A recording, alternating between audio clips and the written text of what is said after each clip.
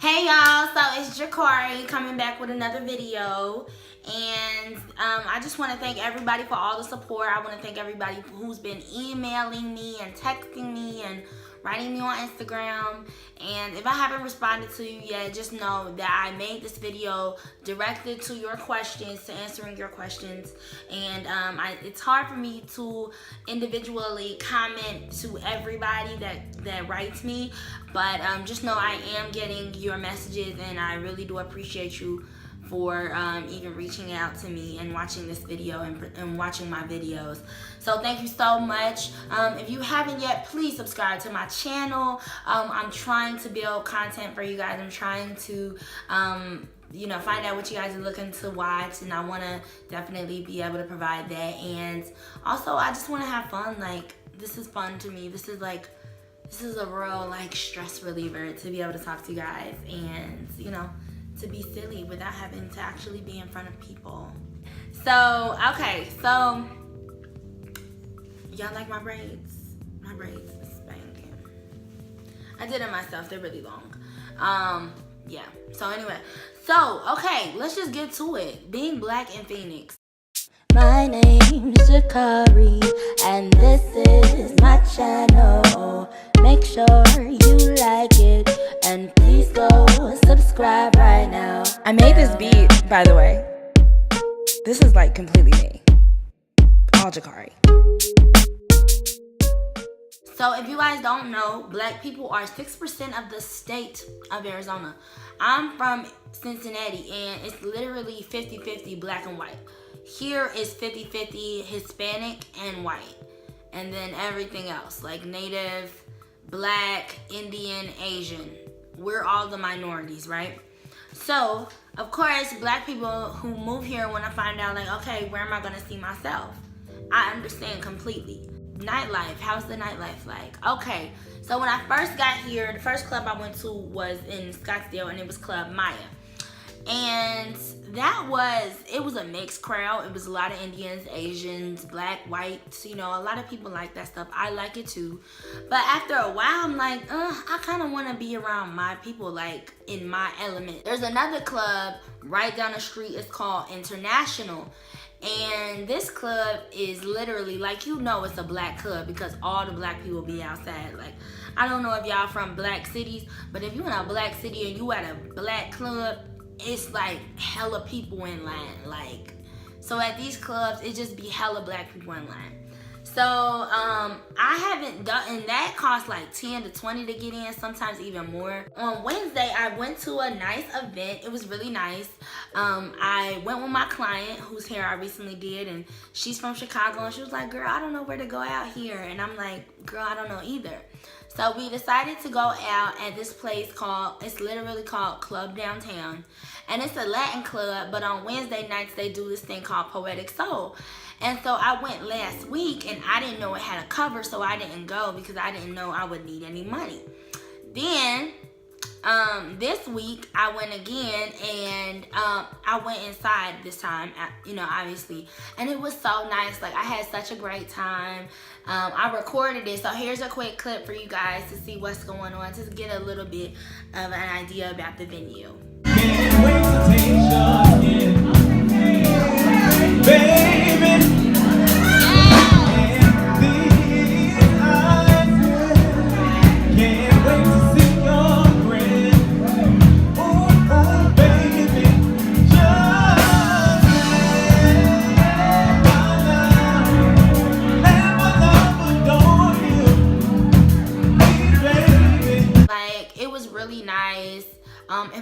It was some fine men. So for all my single ladies who want to go to these type of events, it was some beautiful black men.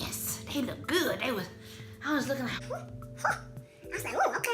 It was a really nice event. It was 10 to get in, 10 at the door, and it's an open mic. So if you want to do the open mic, you got to get there like 7 to 7:30.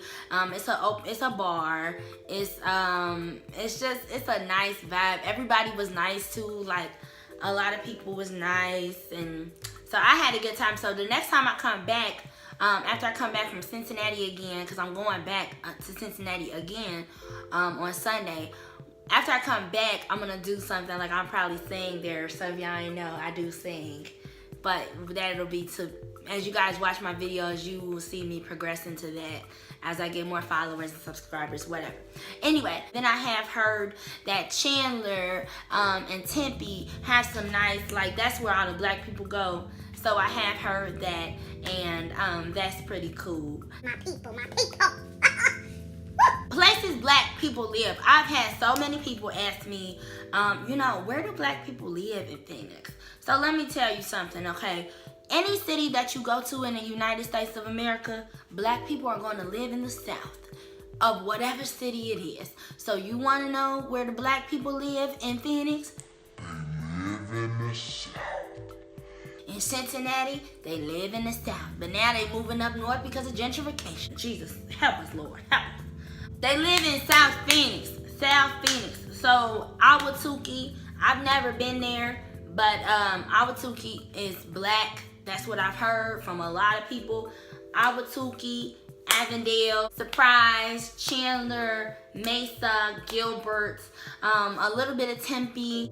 What's annoying about it is because I'm a hairstylist and I moved to Phoenix. Now, had I done more research prior to moving into the house that I moved in, I would have moved to the south part of Phoenix because I like being around black people and I'm a hairstylist. So for any barbers, any hairstylists who specialize in natural hair, or your clientele is primarily black, if you want to keep that going, I would suggest to move to the south part because this is going to kind of lead into my next point. There are a lot of black businesses down there, black business. So I found 2 black hair stores in Phoenix, and y'all don't understand how proud I am that I can find a black hair, like a real black hair store, like not 2 pieces of hair hanging up on a wall and it's a bunch of cosmetologists here. No, a real black hair store that I found in Chandler, and it's called Get Sassy Beauty Supply. And I talked to the owner, and I have some things in the works with you, for you guys who are watching my videos. I have some things that are gonna be happening for you guys, possibly. So stay tuned for my next video where you guys can find out what type of things I'm gonna be doing with the owner of Get Sassy for you guys, and hopefully the owner of New York West Beauty Supply that is located in Phoenix. So it's called New York West Beauty Supply, that's in Phoenix, and then Get Sassy Beauty Supply is in Chandler, and Chandler is like 45 minutes from where I live. So for the people who live in Phoenix, you might want to go to New York West Beauty Supply because that's in Phoenix. And then for the people who live south by Chandler, Mesa, Tempe, you might want to go to Get Sassy Beauty Supply. Go to these women, man. We got to support our own. When we invest into ourselves, it helps us to move forward as a community. And so I really encourage that when you come here, you come to the city, if you got a girlfriend, tell her, hey babe, let's go to this hair store. It's a black owned hair store. When you got a daughter, you want to get your daughter's hair done, go to those hair stores and support them. Support those hair stores because they are black owned. There are also some black owned restaurants out here. There's one that I've heard about, I think it's downtown, and it's called Lolo's, and I've heard that they have amazing food. I've heard this from white people, I've heard this from black people, I've heard this from Hispanic people. That's a black owned restaurant, and I want you guys to go there. I haven't been yet, but I am gonna go when I come back to Lolo's. And then there's another one, and you know what, my friend had some the other day, and it's called ATL Wings. She gave me a piece of this biscuit, and I was like, girl, this biscuit is so good. I mean, it was such a good, it was better than Popeye's biscuits. It was like, it tastes like cornbread, but it was like sweet, but it was like savory. Like, y'all understand.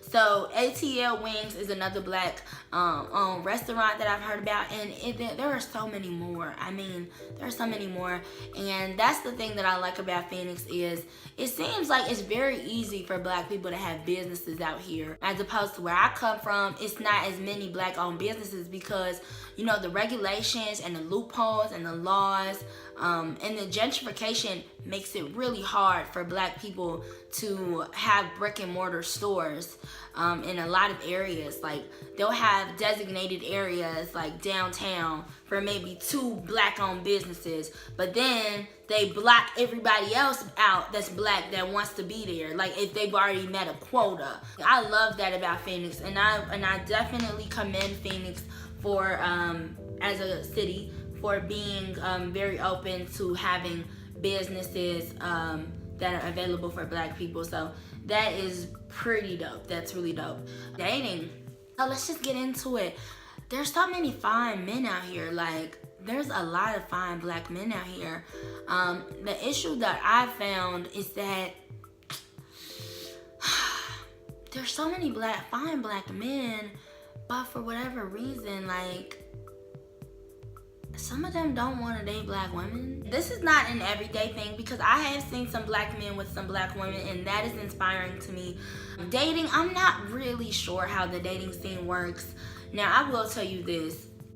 I would not utilize Tinder or Plenty of Fish, because people will tell you, oh, get on Plenty of Fish. Don't do it. Because these sites, if you're a serious dater, if you're dating for a purpose, if you're dating because you want to actually find someone that you're compatible with, that you can eventually get in a relationship with and grow and, you know, marry and stuff like that, I do not suggest Tinder or Plenty of Fish. Now, and surprisingly, what I will say is that as big of a city as Phoenix is, it's a really small city. So, like, it's so many, like, okay, let me give y'all an example. This is a little quick story time or whatever. So when I first got to Phoenix, I got on Tinder and I was talking to this guy. And I liked him, like, we were cool, we vibed or whatever. And then I found out that one of my friends that lived here before I moved out here, she was talking to him too. So it was just so weird, like, it was just really weird.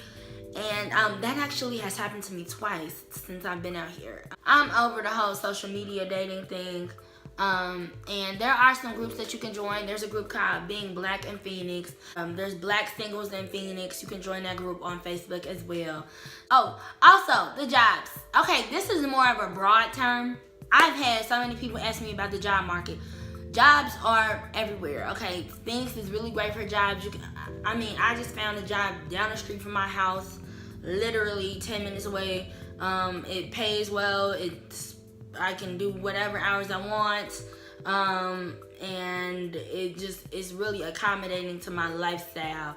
So jobs are not an issue out here. A lot of the jobs are in the south part of Phoenix. A lot of jobs are in South Phoenix, are in Mesa. A lot of jobs are in Tempe. So when you're moving out here, you really want to think about that as far as where you're gonna live, because wherever you live, you want to make sure that you do not work 20-30 minutes from your house because of traffic out here. So traffic gets bad. Atlanta bad, if y'all ever been to Atlanta. So it's comparable, but it's not as bad, but it will be in a few years because of how many people are moving here. I just wanted to talk to you guys about being black in Phoenix, and there's not a lot of black people here, but this is a great city, I feel like, for black people to really build something for themselves and to really thrive. I do feel like that this is a place for black people to thrive. So yeah, like, let me know what y'all think about this video, and I will do more videos in the future on the black community in Phoenix. Now, my focus is on empowering our community because we need it. Like, we need to be uplifted and encouraged. So please consider that when you think about moving into the city. And yeah, so